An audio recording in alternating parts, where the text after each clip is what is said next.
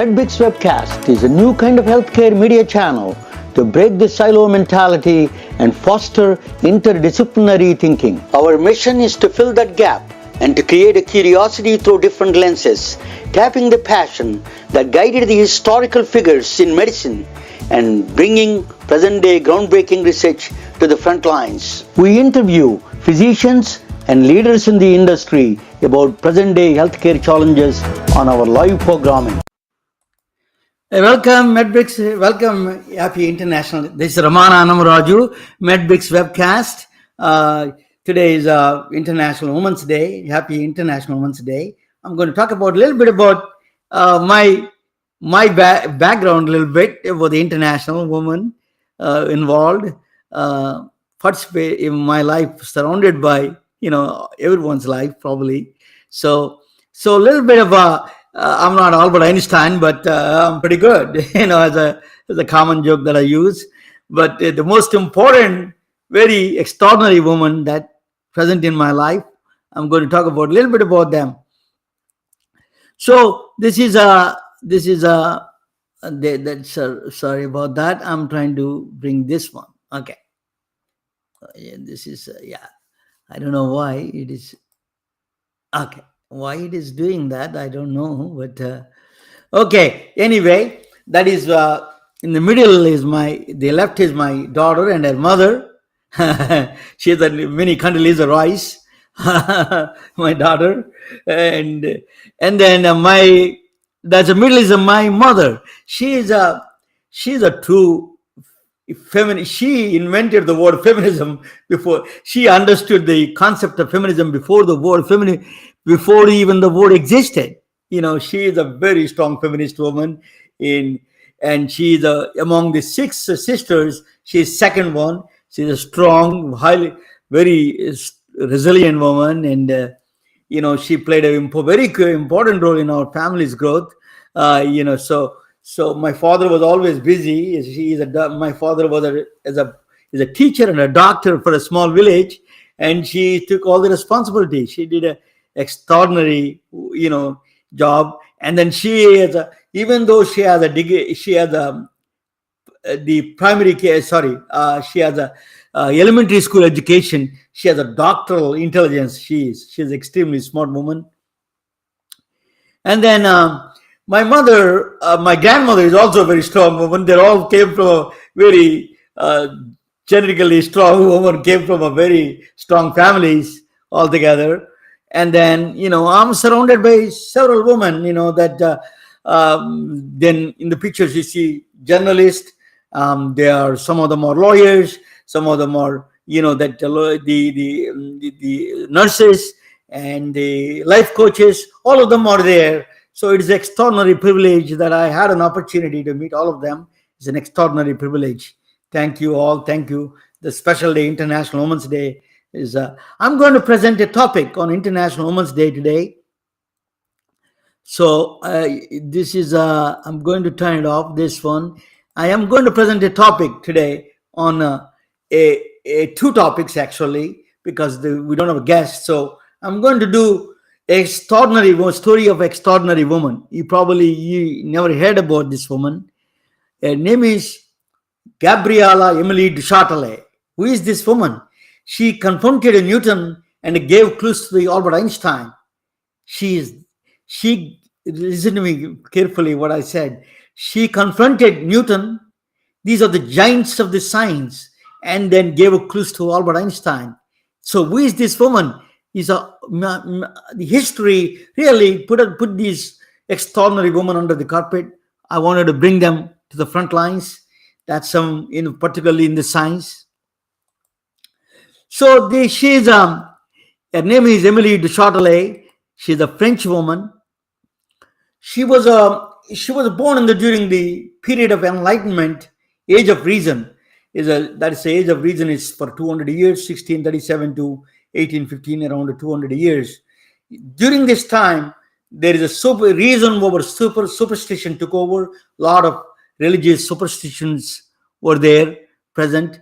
Tolerance over hate, a lot of people, hating each other and all those things. So there is a tolerance evolved in the Enlightenment period. and uh, scientific endeavor really took a central place in this Enlightenment period in the 1600 to 1800. She was born in that time. Emily de Châtelet, Gabriella de Châtelet, is born in 1702. She came from a very French aristocratic. She's a French woman. She was born to a French woman. She was born to a French family, aristocratic family. She was born during the Descartes. Johannes Kepler is the one who gave the laws about the planetary motions. Descartes, philosopher, Baruch Spinoza is a Jewish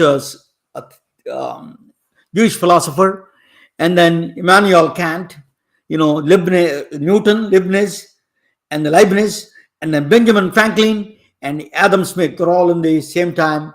The Benjamin Franklin from the United States, and Leibniz is from Germany. It's Isaac Newton from England, and Adam Smith is from the United States, and then Johannes Kepler is, I think, he's from Austria. But they're all, Descartes is a philosopher from French. Baruch Spinoza is from Israel. They are very famous people. She was born during that period. So actually her father wants to educate her brother, but he turned out to be dumb. So she cut up all the love of math and science. She came out with a beautiful, she understood the love of, she had a love of math and science. She excelled in the both fields. So she has a plenty of money. She's a gambler also. She got all kinds of problems, a gambling problem, and also she's a promiscuous. She was a very promiscuous woman, and she was staying with a husband and a boyfriend together in France. That is allowed during that time. I didn't know that. It's interesting days. So she was staying with a husband and a boyfriend in the same house. So she, in the Surrey, outside of Paris, she built a beautiful mansion. In that one, she dedicated this whole thing for the experiments, to do the scientific experiments. Emily de Châtelet. So she imported equipment from London. In fact, that she wanted to test all the scientific laws. So she was doing energy of the moving bodies. Is in very infancy stage at the time. Newton was just thinking about it. He was giving that speed of a moving body is proportional to energy, applied energy. For example, 1 unit of energy is proportional to 1 unit of speed. For example, if you have 2 units of energy, 2 units of speed, proportional. That's what he thought in the Newton.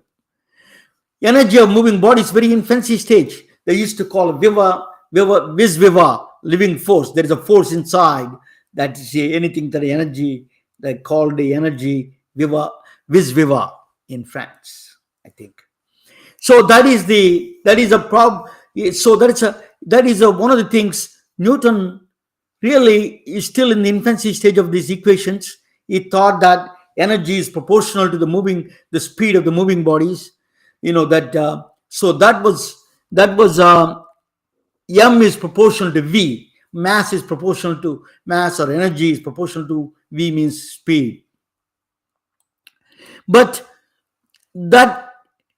she proved it. What she did was, she thought that is not a right number.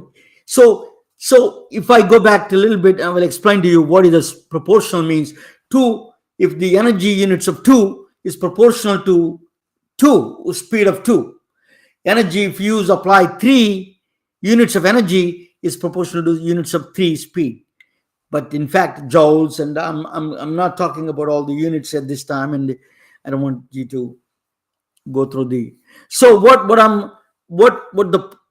she says that this proportionality was a central part of the Newtonian thinking at the time. But what she said, that was, if you apply 3 units of energy is a 3 units of speed, you're going proportional to 3 units of speed. That is what is. She said that is not true. She said that 3 units of, if you apply 3 units of energy, it's going to be 3 squared, 9, speed of 9. If your car is going through a speed, you need going through 30 miles per hour. It says that you need to, when you're using the force, then you need to stop it. That is, you have to apply, when you want to apply for the force, that is there's a twice the squared is proportional to squared mass squared. The energy applied is proportional to squared. Not that is, she came the concept of the square.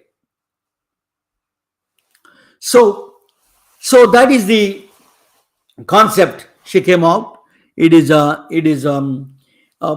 moving body's energy is proportional to squared velocity. That's what she came up with the idea. She proved actually to be that Einstein, the Newton could be wrong. That's what she said. That's why if you're moving at 30 miles an hour in parking lot, if they hit somebody there, even in the parking lot, the energy is squared. When you squared it's a very exponentially, it goes up. If a 3 squared is 9, if it's a 9 squared is 81. Think about that. So this is a squared velocity. So it goes to, so the energy is squared to the speed is squared to the energy proportional to squared. That's what she came up with the idea. But anyway, she was now finally that thinking came out to the Albert Einstein. He applied into the E is equal to mc square. He used the square, c squared. That idea came out from Emily du Châtelet. Albert Einstein used that concept in the squared concept. So why it is E is equal to mc square? Every atom releases so much energy. The velocity of light, you know that the speed of light is speed squared. If asteroid hits it, that's squared. You remember that the energy it releases. That's a devastating energy it releases. So the velocity 186,000 miles per second. The speed of the light is, the light speed is 186,000 miles per second. So think about square of that. It is a devastatingly strong energy. That is a devastatingly dangerous. The energy will be released. So that's why the power of the atom bomb comes there. So, So this is a lot. Then speed is that I explained, 186,000 miles per second. That you are squaring that. Square of that 186,000 miles is equal to mc square. That's why you see the devastating energy released from the atom bombs. Newton, she stood between the Newton and Albert Einstein. Emily du Châtelet is one of the that under-recognized, underappreciated woman of the past scientists. So she was she also wrote a mathematics books. She has three children, and then she has 4 children altogether. But she was a great mother. She did not like any mathematics books, and she wrote her own. She wrote a book. She actually wrote a book for the kids, mathematics book, and then also she wrote the Principia of Mathematics. Principia of Mathematics is a Newtonian laws of Newton. She created a laws of Newton. She translated into the Principia of Mathematica, the Newton book, into French. That is still a standard book today. So she was Newton. She translated into French. That is she translated calculus. She translated Principia of Newton Principia. She is one of the few women who understood calculus during the time. Because very few understood calculus at that time. She is one of the few women who understood calculus, and then she did a lot of experiments with the Newtonian physics.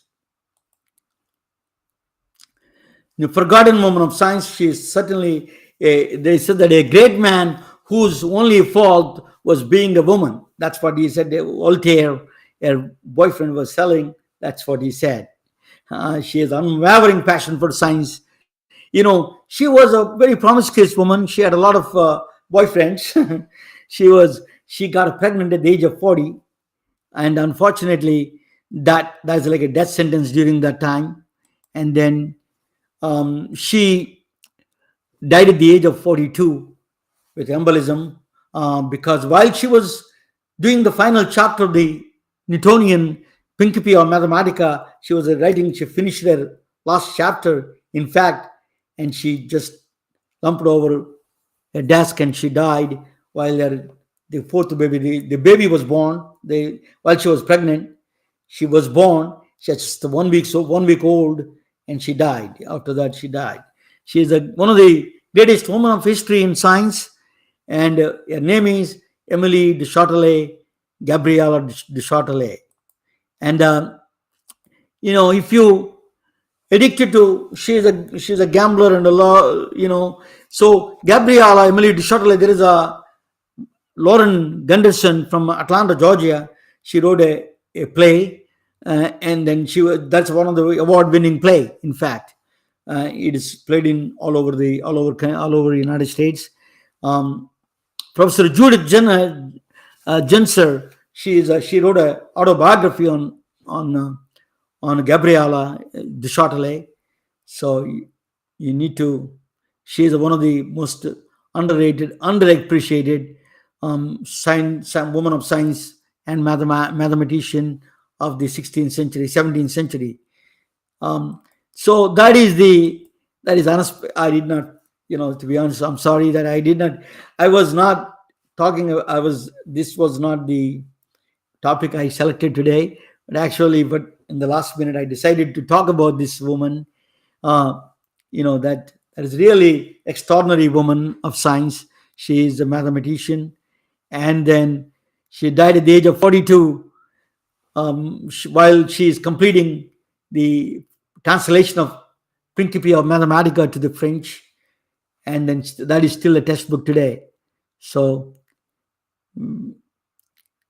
that is, I want to bring her story back. Let me talk about the original story that I was trying to mention you today about the physician, and that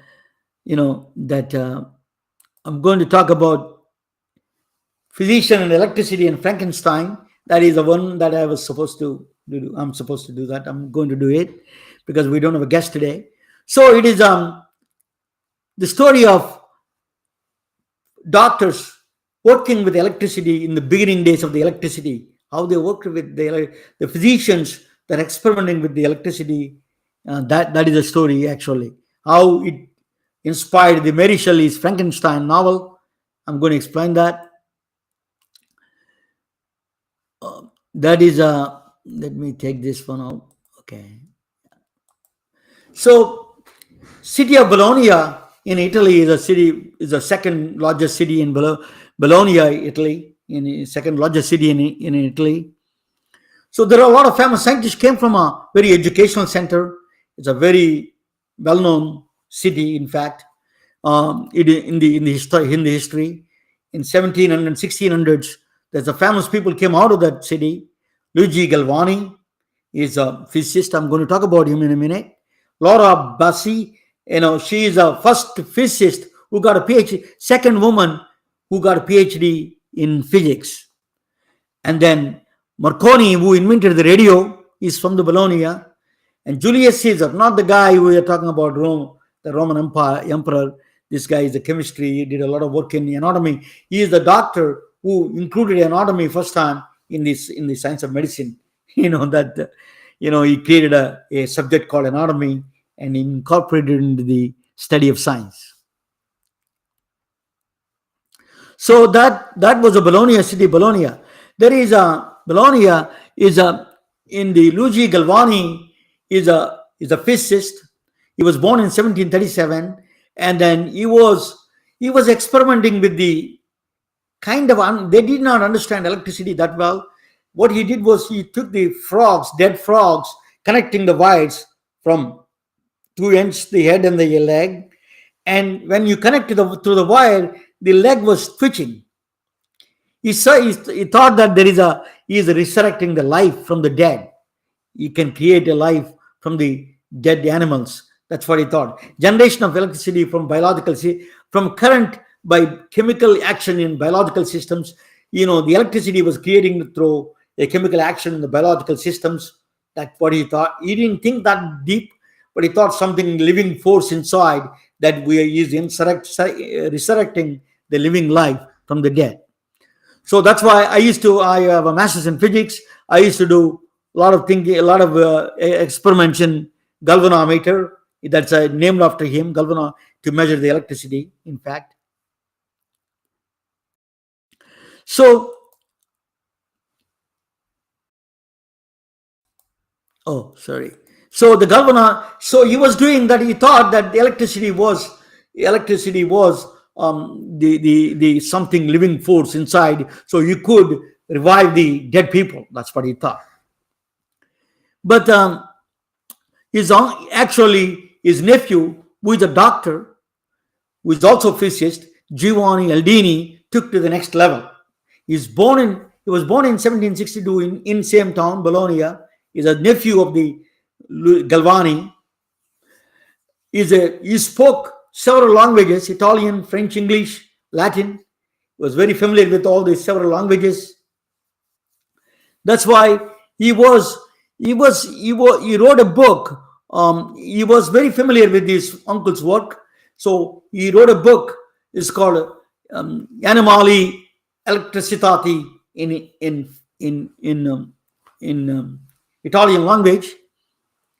Giovanni Aldini that book was very famous book during that time.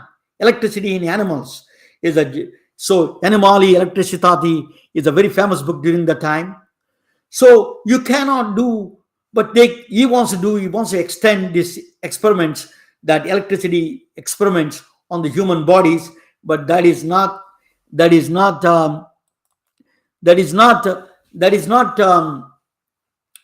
illegal in the religious particularly religious protocols were strict in the Italy. So they cannot do anything experiments on dead bodies. That's illegal. So he wanted to. What happened was he wanted to move to England. He moved to London because in London you can get the corpses from an execution chamber. If anybody is executed, that's only time they can get the access to dead bodies. So he moved to London to experiment on the dead bodies and to revive he wants to wake up the dead from this electricity experiments. That he thought he could. There is a living force inside. You can wake them up. That's what he thought. You can make them come back. So he was So he got there is a guy, that we had a South Carolina big case went on recently. The Murdoch family, Alex Murdoch and his family killed his wife and his child, his son. So it's a similar case. Actually, is in the 1800s. Is George Foster, the guy who took his wife and his son. He drowned them. He was alcoholic and he drowned them into the canal there. So then he was sentenced to death by execution in Paddington Canal. He put them together both, and then so there was a lot of controversy like that. Exactly that what happened in South Carolina in the recent trial. There was a lot of controversy. They said that she went through some depression. She did herself. She committed herself. This kind of a nonsense. They came up with the defense, but they proved to be wrong, and they proved he was the killer. And then the execution death sentence was commuted as death sentence for him. His name is George Foster. So the Giovanni Aldini knows about this case, and then used a lot of influence to get the dead body immediately to his chamber. So death by hanging happened, that. So they got the access to his assistant. He had an assistant, um, Aldini, as an assistant. Had an assistant. He bought the. He was a British guy, so he made it accelerated the process and got the dead body of George Foster's body to the Royal Surgeon's office, the auditorium there. So he invited a lot of royal surgeons. He invited several prominent physicians in the city of London to witness this the experiment on the electricity on the dead bodies. So what he did was Alejandro Volta is another Italian. Is actually contemporary to his uncle Galvani. He invented the battery. That's why we call voltage 9 volts, 10 volts actually came from Volta. Alejandro Volta, his name. He was a scientist who invented the battery. What he did was he took a lot of metal plates and then put the salt dipped it was cloth dipped in the salt water and put in between these metal plates, and then they connected with the wires in the top and the bottom, and then electricity was this chemical reaction generated electricity. That became a battery, first battery, in fact. So that is Alejandro, even though he's a very contemporary, and he was a kind of a arch rival to his uncle, but he adopted accepted the findings of Alejandro Volta first battery, used it to experiment on the dead body. So what happened was, in the London Times, it came out of that is actually picture from the London Times, came out that they were saying that, so there was some kind of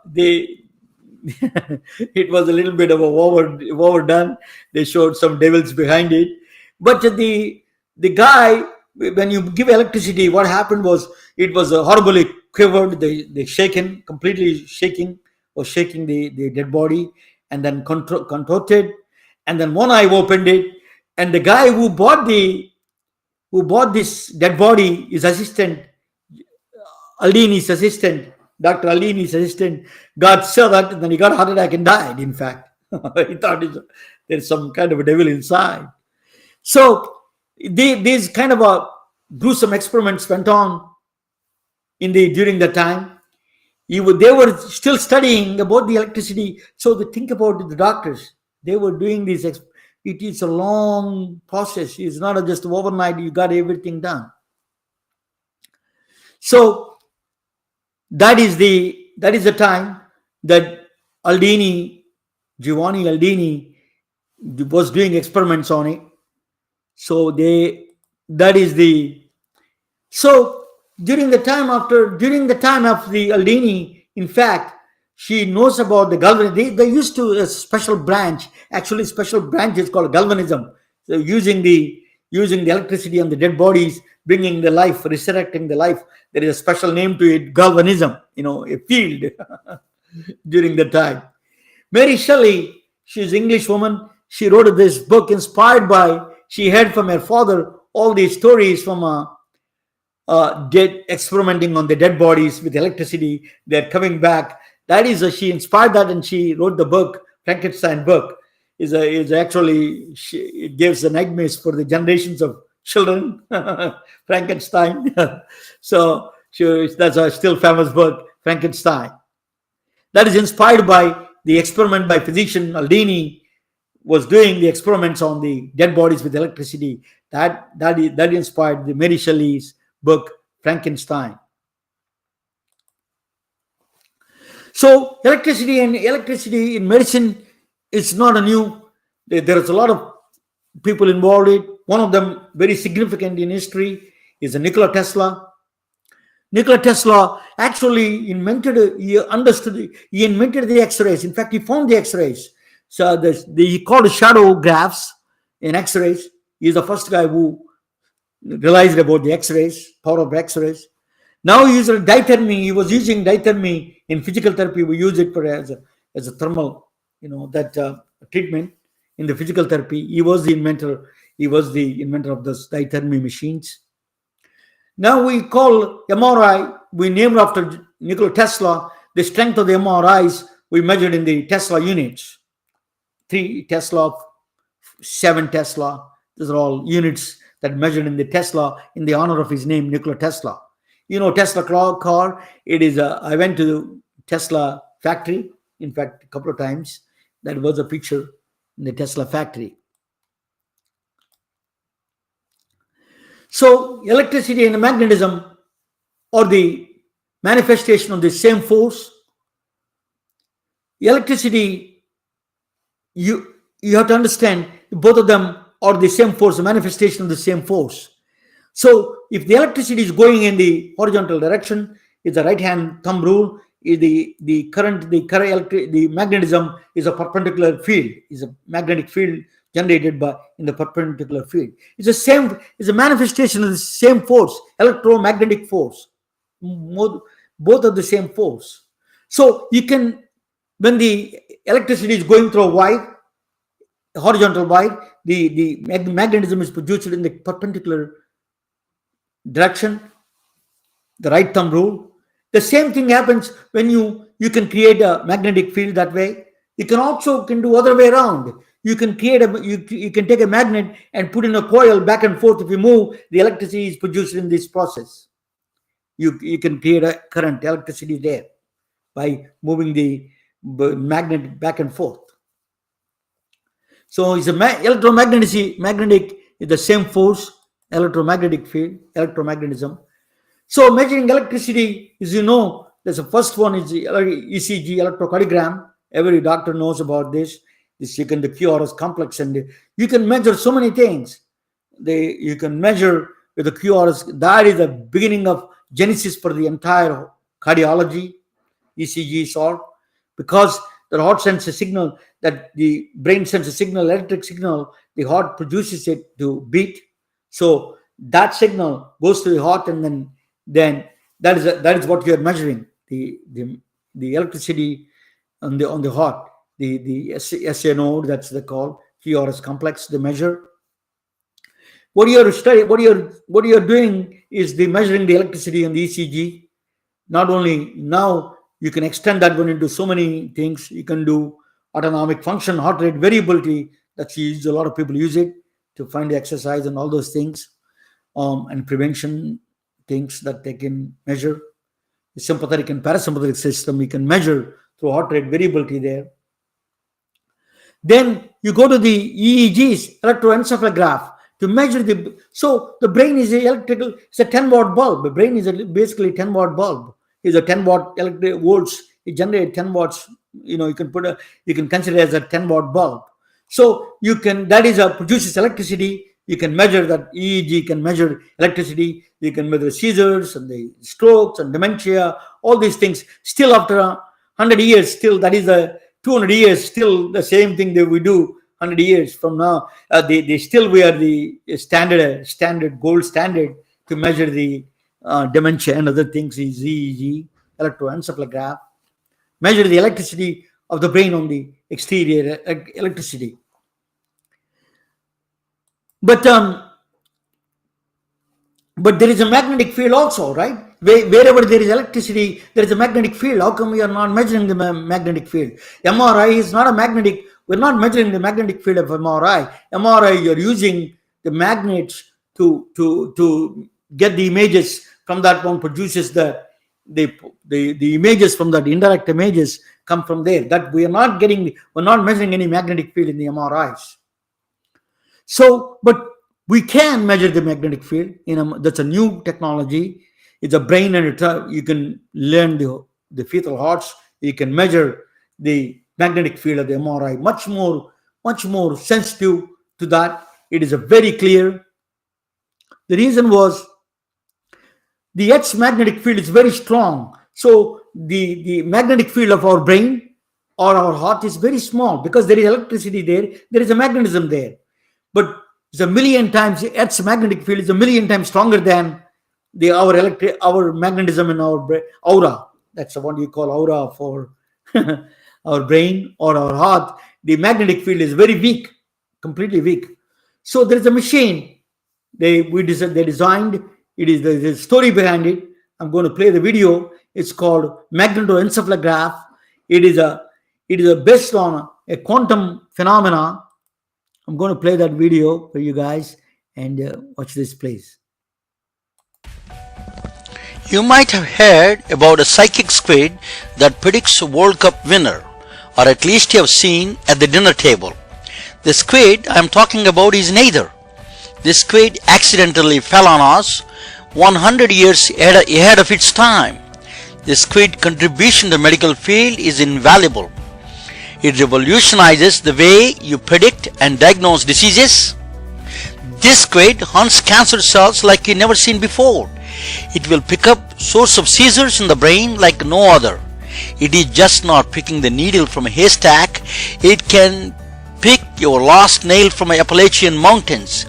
Hello, my name is Ramana Anamaraju.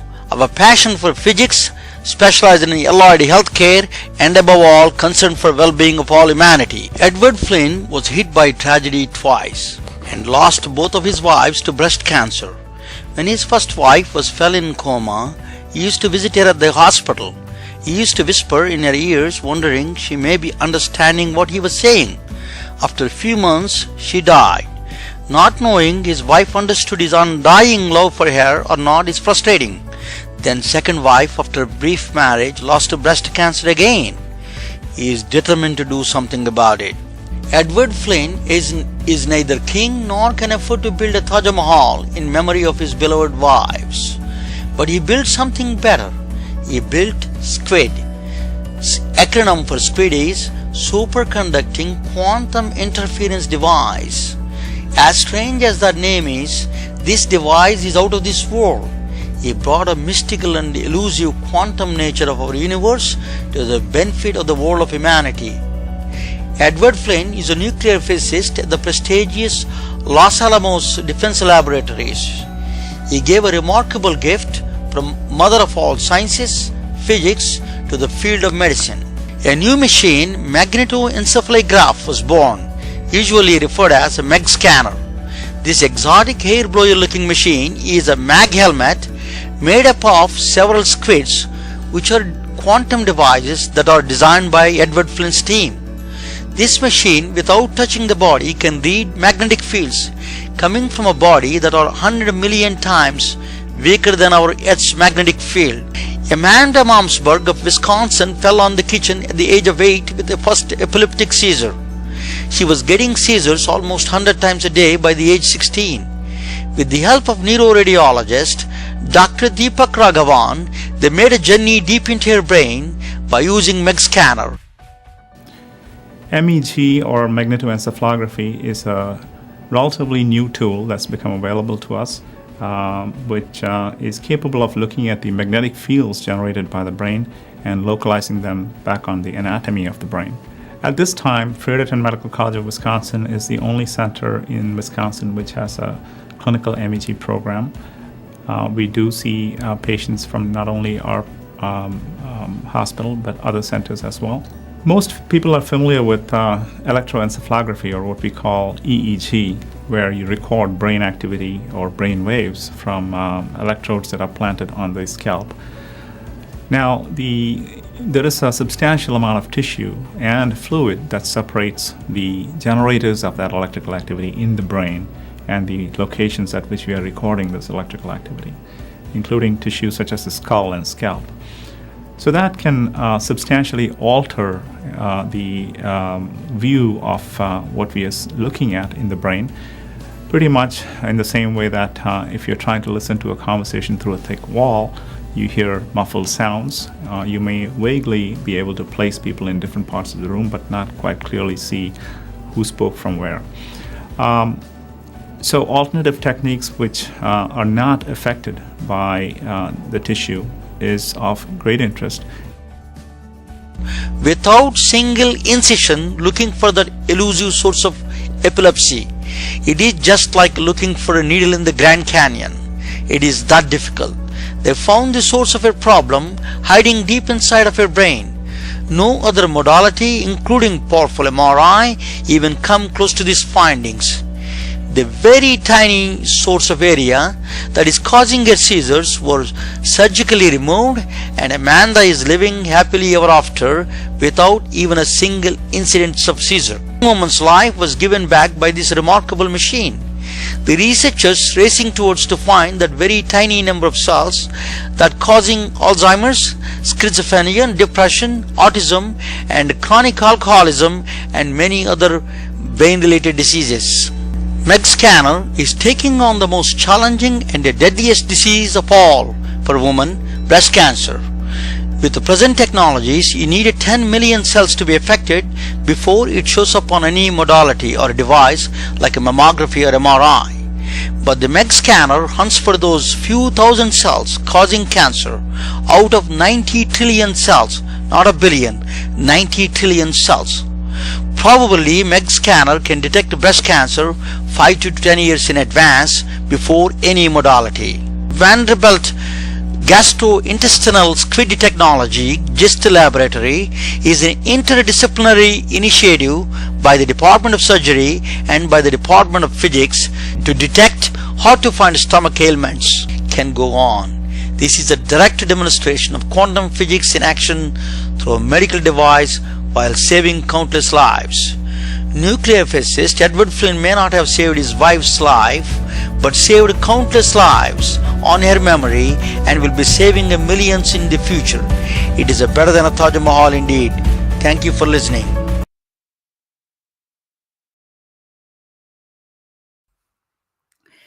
So she was. That's a like a that is a very interesting story of the magnetism. So the magnetism and played a very critical role. Let me bring it back and.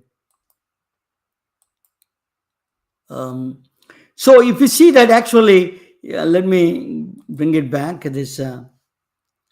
So actually, she was now still happily living there in the Cedarsburg. She's actually primary care teacher. Primary elementary school teacher. So you can also extend this magnetocardiography is coming up. 3D imaging of fetal heart. You can do. Then you can measure a lot of electrical magnetic field from the baby's heart. That is a really pediatric heart things that you can measure much more clear with this magnetoencephalography.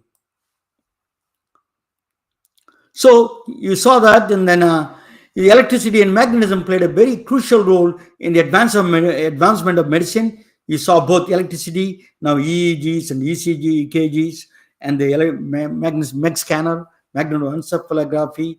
All of them are played a very critical role in the advancing medicine. There are several people played a important role, particularly women, like Marie Curie. She invented the polonium and radium, and then Emily de Châtelet, she was a scientist, of course, and there are several scientists. The electricity and magnetism they worked on. Several people worked on those kind of things. Where we are getting the benefit of those people, extraordinary research and research things. So electricity and magnetism played a crucial role in our advancement of the medicine. So thank you for watching. I hope you enjoyed the show. Thank you so much. We are retelling their stories through our patented designs that can be worn on scrubs, t-shirts, printed on conference bags, and endless other promotional materials. Daily Wear for Medicine is the first ever of its kind to create curiosity in medicine through visual art. We at MedBricks are celebrating unsung heroes of the past who made enormous contributions to the field of medicine through our unique campaign called Daily Wear for Medicine. You can wear it, carry it, and give it